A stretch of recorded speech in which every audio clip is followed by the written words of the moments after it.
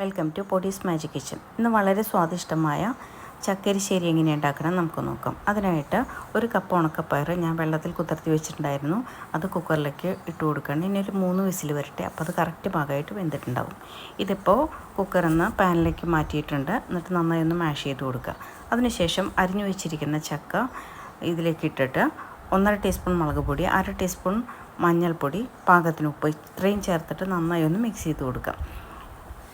ഇനി 1/2 കപ്പ് വെള്ളം കൂടി ഒഴിച്ചു കൊടുത്തിട്ട് അടച്ചു വെച്ചു. അത് തുറന്ന് നോക്കുമ്പോൾ നന്നായി പാകമായിട്ട് വെന്തിട്ടുണ്ട്. ഇതിൽ കുറച്ച് ഉപ്പിൻ്റെ കുറവുണ്ടായിരുന്നു, അപ്പോൾ കുറച്ച് ഉപ്പ് ഇട്ട് കൊടുത്തു. ഇനി 2 ചെറിയ കഷ്ണം ശർക്കരയും കൂടി അതിലേക്ക് ഇട്ട് കൊടുക്കുകയാണ്. അതൊരു ടേസ്റ്റിന് വേണ്ടിയിട്ടാണ് കേട്ടോ. അതിട്ട് കൊടുത്താൽ ടേസ്റ്റ് കൂടുകയുള്ളൂ. അതിനുശേഷം നന്നായി യോജിപ്പിക്കുക. എന്നിട്ട് 1 കപ്പ് നാളികേരം അരച്ചതുണ്ടായിരുന്നു, അതും കൂടെ ഒഴിച്ചു കൊടുത്തു. നന്നായി ഇളക്കി യോജിപ്പിച്ച് മാറ്റി വയ്ക്കുക. ഇനി താളിക്കാനായിട്ട് പാനിലേക്ക് വെളിച്ചെണ്ണ ഒഴിച്ചു കൊടുക്കുക. അതിലേക്ക് കടുക്, വറ്റൽമുളക്, കറിവേപ്പില ഇത്രയും ഇട്ടിട്ട് നമ്മുടെ എരിശ്ശേരിയിലേക്ക് അങ്ങോട്ട് ഒഴിച്ചു കൊടുക്കുക. ഇത്രയേ ഉള്ളൂ. സ്വാദിഷ്ടമായ ഈ വിഭവം ഒന്നുണ്ടാക്കി നോക്കൂ. ഇത് വെറുതെ കഴിക്കാനും നല്ലതാണ്, ചോറിൻ്റെ കൂടി നല്ലതാണ്. ഒന്നുണ്ടാക്കി നോക്കൂ. ഈ വീഡിയോ ഇഷ്ടമായെങ്കിൽ ലൈക്ക് ചെയ്യൂ, ഷെയർ ചെയ്യൂ, സബ്സ്ക്രൈബ് ചെയ്യൂ, സപ്പോർട്ട് ചെയ്യൂ. ഓക്കെ.